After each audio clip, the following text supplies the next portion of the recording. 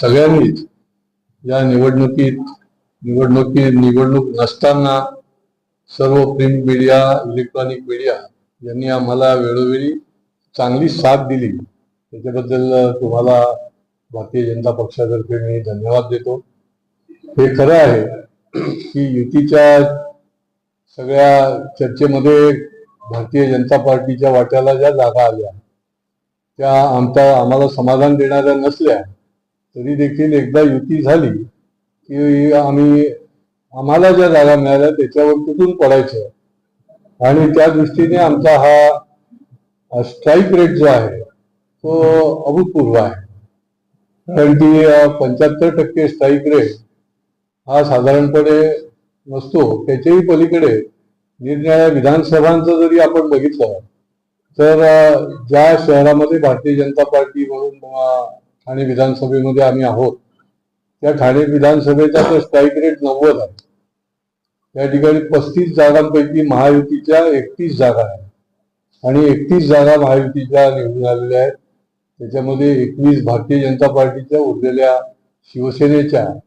आणि त्याच्यामुळे जनतेने विधानसभेला ज्या पद्धतीने राज्यात आणि या ठिकाणी कौल दिला त्या पद्धतीनेच मतदार जो आहे तो आपल्या पाठीशी उभा राहिलेला दिसतोय. ह्यावेळेला एक आपण बघितलं असेल की फार कोणी इम्पोर्ट केलेले कार्यकर्ते आम्ही उभे केलेले नाही. आमचे जे खऱ्या अर्थाने तळमळीने काम करणारे लोक आहेत, तळमळीने काम त्या ठिकाणी वर्षानुवर्ष काम करतात, कार्यकर्ते आहेत, पदाधिकारी आहेत, महिला कार्यकर्ते आहेत, त्यांना आम्ही दिलं. काही वेळेला लोकांच्या दृष्टीने ही एक रिस्क असते की एकदमच तुम्ही नवीन कार्यकर्त्यांना संधी दिली, परंतु आम्हालाही विश्वास होता की त्यांच्या कामाच्या आधारावर जनता निश्चितपणे आम्हाला मतदान करेल. आणि त्यामुळे ते देखील सर्व जे कार्यकर्ते आहेत म्हणजे इतके ज्याला म्हणता येईल की आर्थिक दृष्टीने कमी असलेले परंतु कामामध्ये वाढ असलेले, आर्थिक दृष्टीने राहणीमानाच्या दृष्टीने अगदी 1.5 खोलीत राहणारा देखील एक कार्यकर्ता जो आहे तो सर्वात जास्ती मताने निवडून येऊ शकतो. शेवटी लोकशाहीच्या दृष्टीने देखील हा एक मोठा संदेश आहे की आज जे मेसेज लोकांना जातो की बाबा धनी लोक निवडून जातील, खूप पैसे खर्च केले तरच माणसं निवडून जातात, तर या ठिकाणी आम्ही अनेक उदाहरणं देऊ शकतो. आमचे जे 28 निवडून आलेले आहेत त्याच्यामध्ये अनेक उदाहरणं आहेत की जी खऱ्या अर्थाने त्यांच्या कामाच्या जोरावर आणि अतिशय गरीब असून देखील त्या ठिकाणी निष्ठावान आहेत आणि ते निवडून गेले. मला वाटतं आम्ही घोषणा नेहमीच देत होतो की अबकी बार 100 के पार, तसं महायुतीचे 100च्या पुढे देखील आकडा आमच्या महापालिकेमध्ये गेलेला आहे. आणि जे विरोधक निर्णयाला कांगाळ्या करत होते, ईव्हीएमचं असेल, कधी मतपेटीचं असेल, कधी काउंटिंगचं असेल, कधी याद्यांचं असेल, ते सगळे जण जे आहेत ते मतदारांनी त्याला अक्षरशः आज महाराष्ट्रामध्ये तर सुनामी आहे. एवढ्या मोठ्या प्रमाणामध्ये भारतीय जनता पार्टीला गेल्या 40 वर्षामध्ये कधीच यश मिळालेलं नव्हतं आणि ते यश जे आहे ते पहिल्यांदा भारतीय जनता पार्टीला महाराष्ट्रामध्ये विधानसभेच्या नंतर एवढं मोठं यश जे आहे ते या ठिकाणी मिळालंय. आणि त्यामुळे नगरपालिका, नगरपंचायतीला जसं आम्ही नंबर 1 तसंच महापालिकेला देखील क्रमांक 1 वर म्हणजे 1400च्या वर नगरसेवक निवडून येणं हे सुनामीच म्हणायला लागेल. आणि त्यामुळे फार मोठं यश जनतेने दिलेलं आहे. आणि त्यामुळे हे तर आमचे माननीय देवेंद्रजींच्या नेतृत्वाखाली धुरंधर देवेंद्र फडणवीस यांच्या नेतृत्वाखालीच हे यश जे आहे ते अधोरेखित झालेलं आपल्याला जे बघायला मिळतंय. त्याच्या पाठीमागे बरेचसं तपश्चर्या आहे, काम आहे, विकासाचं काम आहे, प्रामाणिकपणा आहे. आणि याच्यामुळे शेवटी आपल्याला यश मिळत असतं. हे समस्या आहे की आम्ही एकत्रित लढलो, युती म्हणून लढलो आणि त्याच्यामुळे महाराष्ट्रात कसं ज्या ज्या ठिकाणी युती आहे, युतीमध्ये लढलेले आहे त्या ठिकाणी एकत्रितच आम्ही त्या ठिकाणी राहतो. आता अजून तर महापौराचं आरक्षण बाहेर यायचं, ते पुढच्या आठवड्यामध्ये महापौराचं आरक्षण जाहीर होईल आणि त्यानंतर पुढची हे सुरू होईल.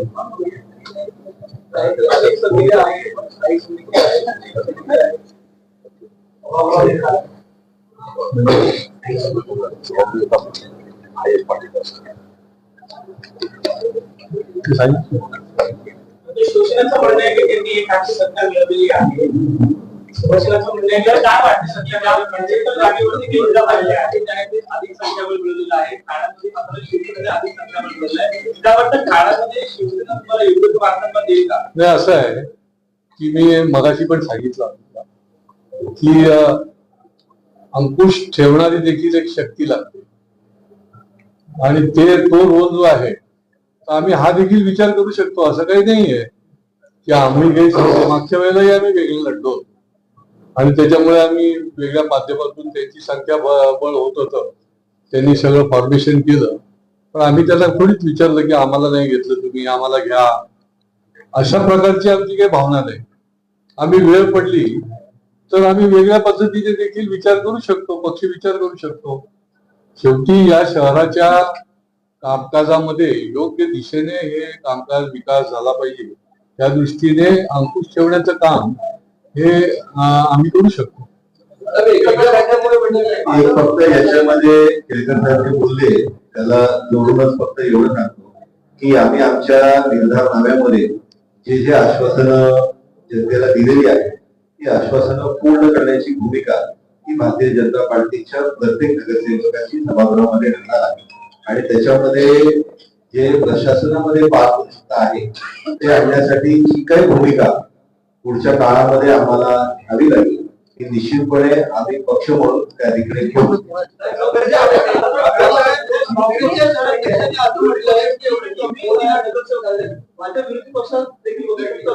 मी जे मागाशी आपल्याला सांगितलं आम्हाला आम्ही आमच्या निर्णयामध्ये शब्द लोकांना दिलेले आहेत ते शब्द पूर्ण करण्यासाठी जी कुठली भूमिका घ्यावी लागेल ती पुढच्या काळामध्ये पक्ष म्हणून आम्ही निश्चितपणे ती भूमिका घेऊ.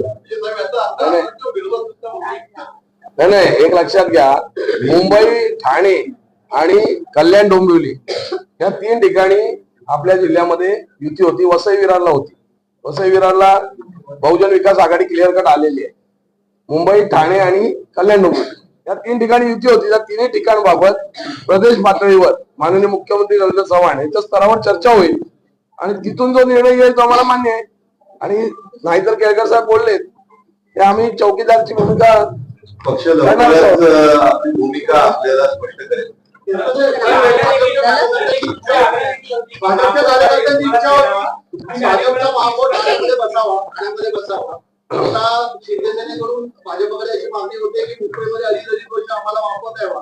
तर मुंबईचं ती भूमिका होऊ शकते तर ठाण्यामध्ये पण भाजपाची भूमिका मांडू शकते का? मुंबईच्या धर्तीवर ठाण्यात पण अलीकडच्या किंवा काही वर्षांनी भाजपला महापौर पण द्यावा. नाही, तो निर्णय जो आहे तो आम्ही बसून करू.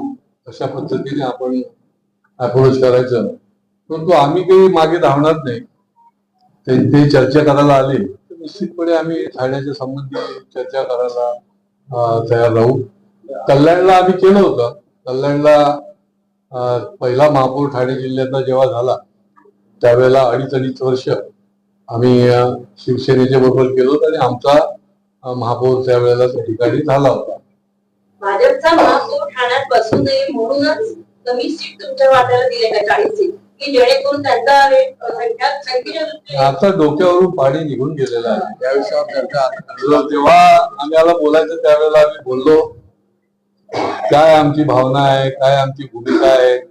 माननीय देवेंद्रजी फडणवीस साहेब देखील त्यांच्या टॉक शो मध्ये देखील त्यांनी सांगितलं आणि आता मी देखील मगाशी सांगितलं की जर तर आता काही अर्थ नाही, परंतु कार्यकर्त्यांना नक्कीच वाटतं की आपण जर 125 जागा लढलो असतो तर जे महाराष्ट्रामध्ये आपल्याला दिसतंय चित्र तसं दिसू शकलं असतं. परंतु हे जर तरची गोष्ट आहे. संपूर्ण महाराष्ट्रामध्ये आपण जर पाहिलं तर एमआयएम 100 जागेवरती निवडून आलेली आहे. 100 देखील 5 जागेवरती एमआयएम निवडून आले. त्यामुळे आत्मचिंतन करण्याची गरज आहे. त्या पद्धतीने मतदार हा कुठेतरी फुटलेला आहे का त्यांच्या पडल्यामध्ये मतदान पडलं. आत्मचिंतन आम्हाला करायचा विषय नाही आहे. ज्यांना हा मतदार मतदान करत होता त्यांनी आत्मचिंतन करायला पाहिजे. ते झिरोवरच आलेले आहेत. आता ठाणे महापालिकेमध्ये काँग्रेस झिरोवर आहे. त्याच्यामुळे त्यांनी हे सगळं आत्मचिंतन करायची गरज आहे.